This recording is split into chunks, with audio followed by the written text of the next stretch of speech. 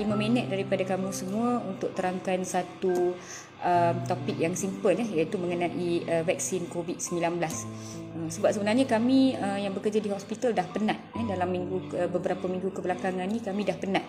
Kes banyak, bukan saja kes COVID-19, kes denggi banyak, musim sejuk, asma banyak, orang sakit tenggak, batuk, semua yang bukan COVID pun banyak, aksiden pun banyak. Jadi semua kes pun memang banyak kat hospital jadi kita penat. Kami penat ni, saya sendiri kerja penat, sepatutnya boleh habis lebih awal tetapi terpaksa sambung lagi. Saya nak tulis status pun tak sempat sebab terlampau penat. Jadi tapi saya tak nak terlepas daripada memberi kesedaran tentang satu topik yang penting ni. Jadi saya nak minta 5 minit sahaja daripada masa kamu untuk dengar sedikit sebanyak sharing yang very simple daripada saya. Soalan yang famous sekarang, vaksin COVID-19.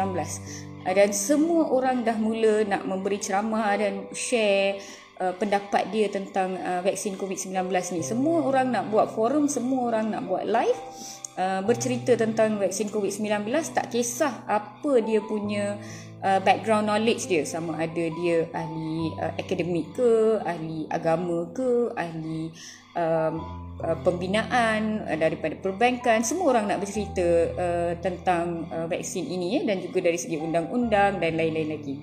Saya tak nak sentuh dari segi undang-undang buat masa sekarang. Saya hanya nak sentuh tentang aspek keselamatan vaksin COVID-19 ini yang dicanang-canang kebelakangan ni. Ada beberapa poin yang simple sahaja yang saya nak buat tuan-tuan dan puan-puan berfikir sendiri.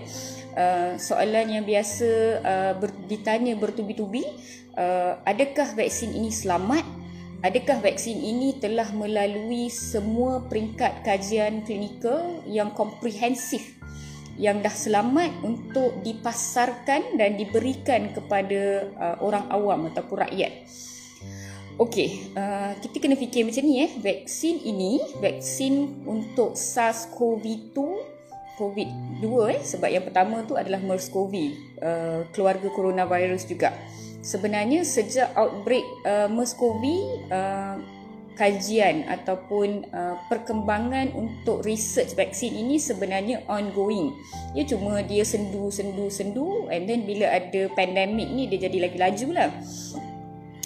Jadi dia bukanlah cepat, dalam setahun dah boleh ada vaksin dah. Tolong faham bahawa coronavirus ni, SARS-CoV-2 adalah sambungan daripada SARS-CoV-1. So macam dia sebab dia keluarga, dia sepupu, dia ala-ala sama. Jadi research daripada sepupu tu tadi dia sambungkan kepada SARS-CoV-2 ini. Sebab itu dia sebenarnya bukan cerita 1 tahun dia cerita dah at least 8 hingga 10 tahun kalau melalui pembacaan saya. Itu poin pertama yang kamu kena ingat, bahawa SARS-CoV-2 ini dah ada sepupu. Perkara kedua pula, adakah vaksin ini selamat? Adakah vaksin ini dah boleh diberi kepada orang awam? And all these questions.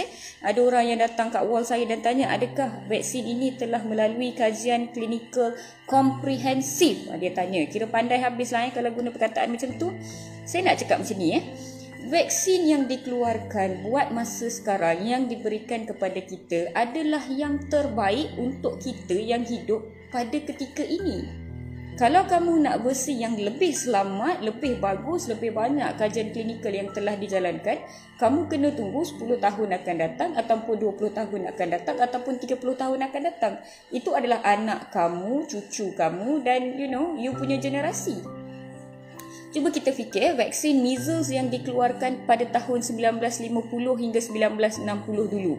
Nenek kita ambil vaksin measles ketika itu. Mak kita ambil vaksin measles ketika itu. Vaksin itu selamat untuk mereka pada ketika itu dan mereka hidup, mereka survive. Mereka lahirkan kita dan kita di sini hari ini. Kita dan anak-anak kita yang lahir 1980, 1990 mungkin kita guna vaksin measles yang lain lah, versi yang lain. Tetapi anak-anak kita dapat vaksin measles yang dia punya asas tu sama, cuma versi dia tu yang lebih selamat. Tetapi apa yang kita kena fokus adalah ia adalah yang paling selamat pada ketika itu. Itu yang saya nak cuba cakapkan. Kalau kamu nak lebih selamat, kamu kena tunggu lagi 20-30 tahun lah. kamu kena lahir lambat sikit lah, kamu kena jadi anak kamu ataupun kamu kena jadi cucu kamu. This is the best at this point of time. Itu yang kita boleh bagi tahu. Kita tak, maksudnya researcher, saintis dan syarikat-syarikat farmasi tak boleh, tak ada versi yang lebih baik. Ini yang terbaik yang dia ada. Macam kamu ada anak, hari ni kamu dapat gaji RM4,000. Jadi kamu belikan makanan dan juga baju kepada anak kamu yang terbaik pada ketika itu.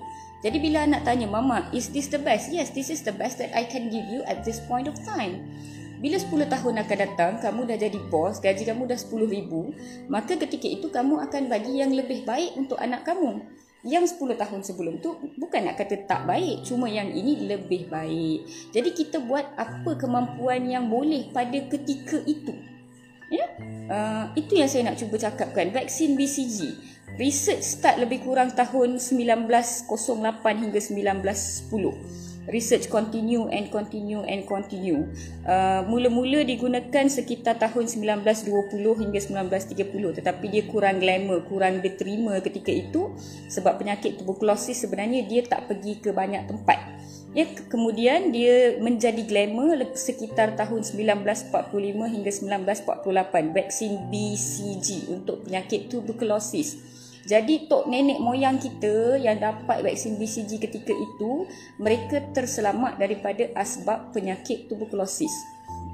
Dan kerana mereka hidup, mereka selamat, mereka tak dapat penyakit itu, mereka survive, dan adanya kita pada ketika ini, kita hidup. Tetapi pada ketika itu, waktu vaksin tu baru keluar, mungkinlah pada tahun pertama tu, dia punya mungkin ada sikit-sikit yang kurang, mungkin ada orang yang allergic, mungkin ada orang yang ada side effect sikit. Jadi kita belajar dan kita improve, kita belajar dan kita improve. Jadi mungkin tahun pertama tu lebih banyak yang affected, lepas tu kita improve. Tetapi bila kita pandang ke belakang balik, ya, nenek tok moyang kita yang ambil vaksin tu pada 1945, 1948, patut tak dia menyesal, aku sepatutnya tunggulah tahun 2020 vaksin BCG lagi selamat. Tak boleh, sebab dia memang lahir tahun itu. Dia memang perlukan vaksin itu ketika itu. Kalau dia tak ambil ketika itu, sama ada dia tidak dapat penyakit tuberkulosis dan dia selamat, dia hanya untung, ataupun dia dapat penyakit itu tetapi dia dapat mild sahaja, dia orang yang berjangkit daripada dia dapat teruk, ataupun ketiga dia sendiri yang dapat teruk, dia mati dah, dia tak boleh nak wujudkan generasi akan datang untuk diri dia. Alright, so itu yang saya cuba cakapkan. Vaksin ini paling selamat ketika ini.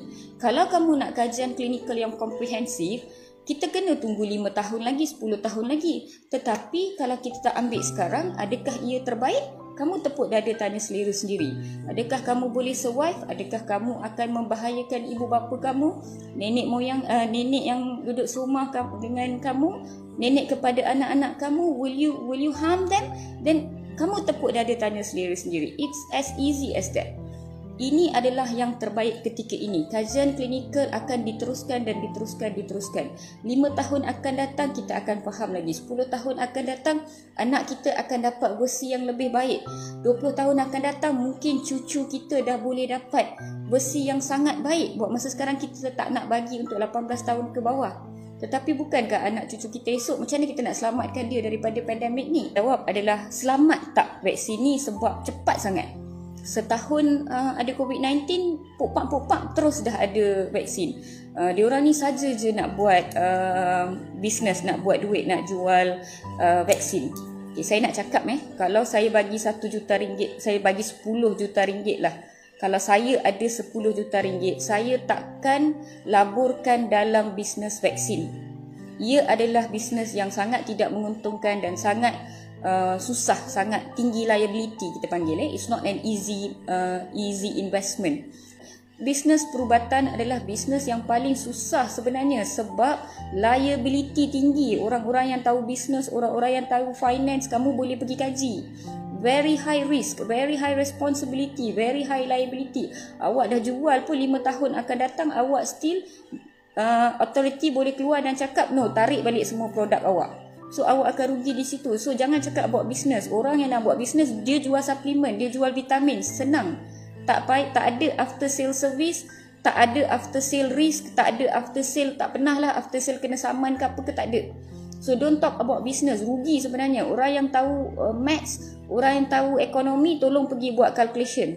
Berapa banyak dia orang labur, berapa tahun dia orang duduk dalam makmal, berapa botol mereka keluarkan, berapa banyak je yang dia orang untung. Baik jual kicap, lagi untung. Pharmaceutical untung daripada apa? Bila orang sakit. Pencegahan tidak menguntungkan pihak industri perubatan. Sakit tu yang menyebabkan untung. Orang vaksin measles tak untung. Penyakit measles untung. 1 million satu sakit measles.